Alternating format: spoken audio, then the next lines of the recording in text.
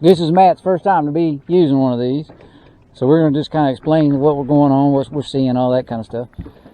So basically, this thing reads forward. You know, it's not like the other graph. This 0 mark right here is right here on this pole. So right underneath the 0 is straight down. This that goes back like almost 12 feet right here is 12 feet back that way. As long as this pole is facing this way. This is the. Yes, I've got it. Yeah, right. I've got that to where it faces the direction of the thing. Okay. One of the biggest issues I have with people is they want to put it off over here. Yeah. Or they want to put it off. Yeah. Or they want to put it over here because they read it left to right instead of forward and back. Yep. So if it's at 15 feet, that means it's 15 foot that way. Right there. Yes, correct. It's forward. What we'll do is there's a fish right there off the bottom, and see, you'll drop down to it. See my jig going down to it right there, and then I stop it right here above the fish. See this one right here? And I'm not seeing actually a bunch of them right in here. They may have moved up the lake. We're gonna move and go find them. Is that gonna blow out? Man, I got like a gallon of water in it. You got that the weight? Oh, the net's in it. Okay. Because I mean, we're gonna really be cutting across here. I just didn't know. You gonna dip? No. You remember last time you gave me some of that, and I throwed up my guts up off the front of that barge we was on? That's a good one though, right there. Let me show you how this thing works here. Oh, he's way out there. He's 25 feet. See it going by him right there? Look. You caught him. I caught him, boy. I caught him. I seen it. It happened right there on the tee. Right in front of you. Is that another one right out there? Or two? Yeah, there's 2 of them. I caught him, Matt. Not a bad one, huh? That's a pretty good one. Like we say, it'll be the sharp sticking knife for sure.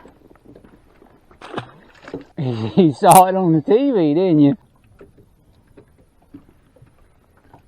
I got him. I got him, Matt. I see it.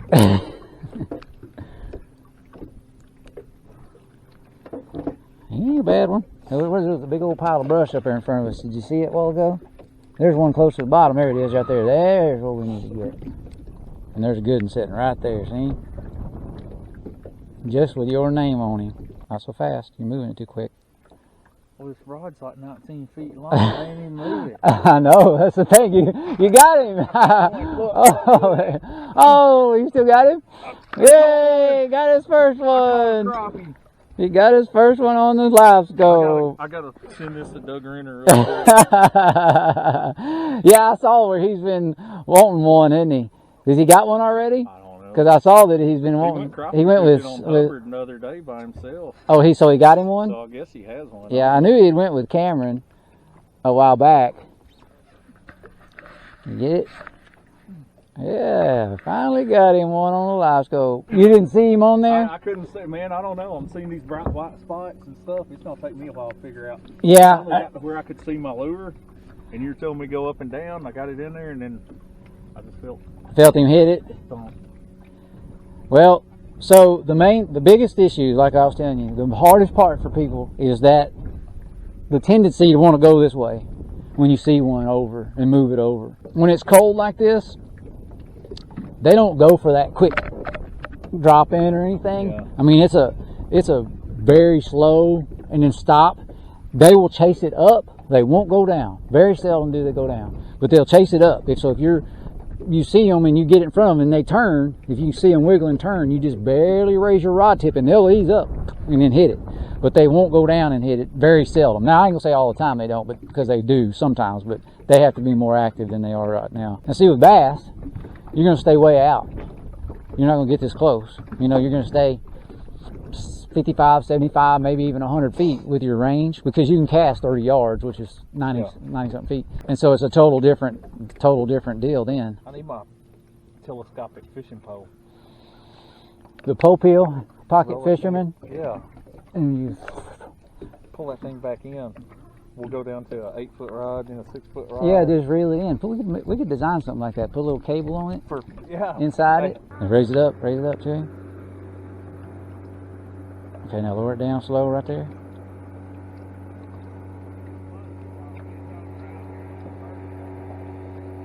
Hold it up just a little higher. Here he comes. You see him? I see him. Now, I see my dot and I see his dot. here he comes. Lower it down to him just a little bit. Right there. Raise it. Ooh, you got him, boy! You got him! You got him that time. That stupid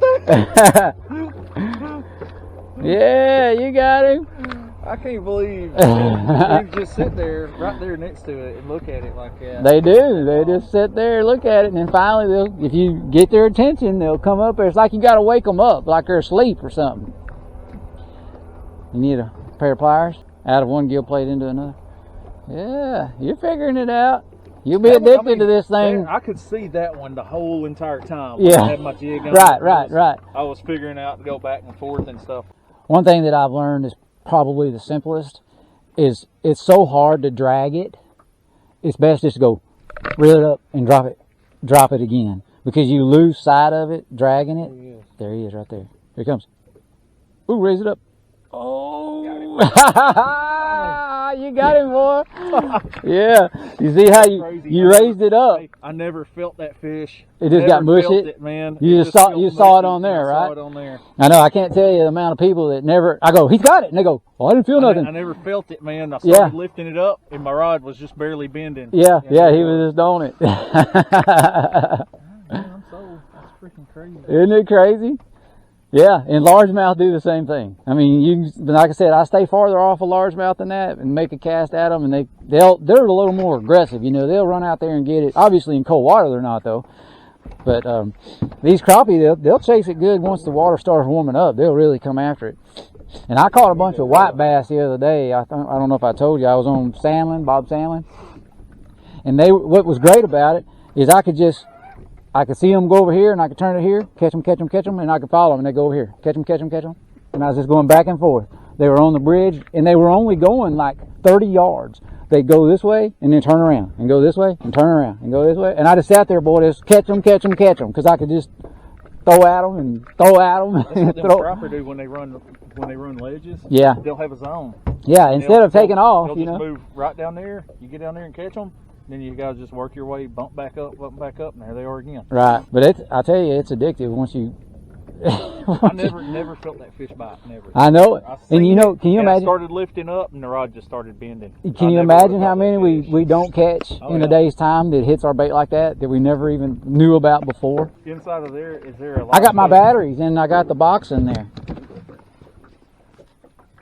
Okay, Dakotas, and that's the network. This is the whole box, and everything comes with it. And those little batteries are cheaper than buying a whole big giant lithium, and they last. With mine, I've got both the power and the sonar hooked to the battery, to the plug, and they'll last me 5 hours straight.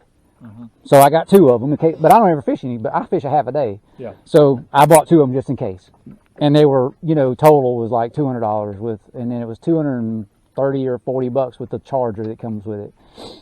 And so instead of spending that on a bigger battery or more, I just got two little ones, and I can use those in my deer feeder if I want to too, or pig feeder or whatever, And I can throw my baits in there, and you can take it off when you're not using it and stick it in the house because it's all together in one box. Okay, he's only 15 foot now. See him right there?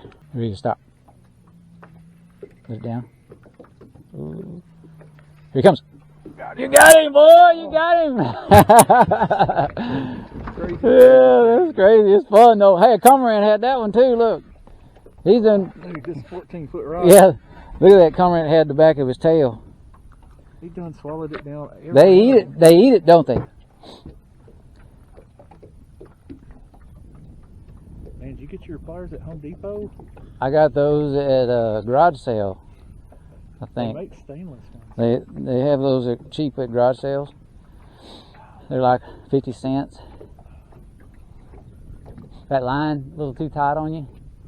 Well, I got half on. You got the pole in the lake underneath down there. He's using it as a power pole. Yeah, there you go. Yeah, cormorant's done got him too, so he's having a bad week. It took me a long time to get used to How long is this rod? 12. It's 12. Golly. Yeah, can you imagine the 14s being that this is 12?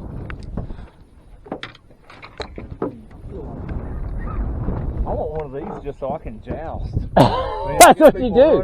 That's what you do. And when I get people run up on top of So- me, I'll just drop the hammer on it. Well, what we do is when the fish ain't biting, my customers sit back there in the back seat, and we have us a duel with them poles, and you don't even have to stand up, you know. How So, many times you get hit in the head with these poles? well, you don't because they're going straight up in the head, up like this, you know.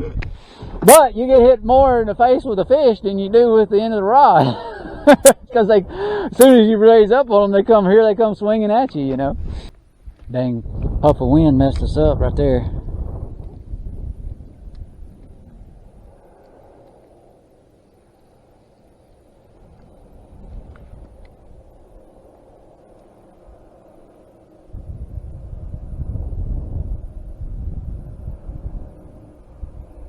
I got him, Matt. Got him. That's a big one. Yeah, I got one, buddy. Look at there. There's another good one. See it on the other side over there? Look at that, Matt. That ain't bad, is it, man? That's a good one. Oh. Uh-oh. There's another. There's two of them over there, Matt. Yeah, we moved up into 11, 12 foot of water. And this water's stained, so we are having to make multiple casts of these things to be able to get them to see it. You know what I mean? It's so dirty in here. They're moving in here looking for mates, ain't they? Here he comes. Ooh, you got him! Woo! Yeah, you got him. He wasn't as big as them others, was he? No, but he hit it. You just had to listen to your arm was right beside me. Oh, you couldn't see it? Oh, you need to straighten your hook, don't you? Here he comes. Here he comes. Oh!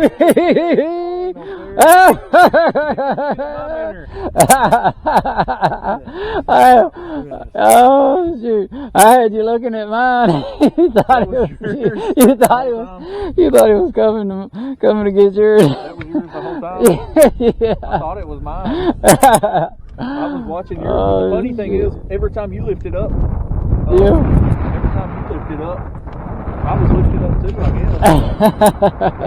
Man, the thing is, when you get this distortion stuff, I know. how can you get rid of that? Because I can't see my jig in that, but you're like so used to looking at it that you can see yours in it, and I just can't pick it up. It's just dirty. This lake is like that. If you go to Lake Fork where it's clear, you don't have all that in there. But you can turn it down. So if we go right here to the gain, and we back the gain off, see how it clears up some? Yeah. But then you can't see your jig. Yeah, but we'll try it like that and see if it's, you can still see it a little bit. We'll try it like that and see if that doesn't help it a little bit.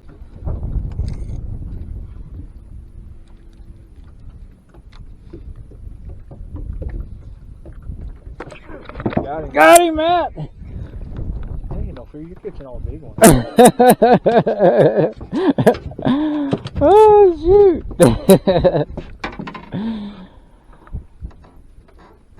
Oh man, that's stretching my hook out. He is, ain't it? Not a bad fish, is it? No, it's a good one. It's like a cooler full of them things. They stink the skillet up, buddy. You know, these fish are just moving up in here, so that's why we're sitting here, and all of a sudden we turn it and there's another one, you know. They're coming up here, they're ready to do some spawning. Well, Matt, what do you think about a Livescope, man? Man, that's the first crappie I've caught in 10 years. I've been trying every day my whole entire life. Not that long. And the first day with a Livescope. First day with a Livescope, he catches one. So yeah, but it does make things a lot easier, and it makes it fun, doesn't it? Yep. I mean, you know, it's a little challenging to learn, and learning how you got to get your bait and all that kind of stuff. But once you figure it out and you actually see what you're doing, it can be really exciting. Well, it's gonna turn me into my 11-year-old. Exactly. I'll be video game fishing now. Yeah, and your son's gonna just be addicted. And I hope I don't have to show him. It's better to get him addicted on Livescope fishing though than other things. Yeah, you know what get I mean? him off the Xbox and onto Livescope box. Yeah, that, and he ain't running the roads and messing around and doing other things too. So anyway, we're gonna head in. We sure appreciate you guys joining us, and I thank you for coming over. One day. Yeah, we got you a bunch of bait, so that's good. And if you hadn't already, please hit the thumbs up and the subscribe button. And we'll see you on the next one. Thanks for joining me.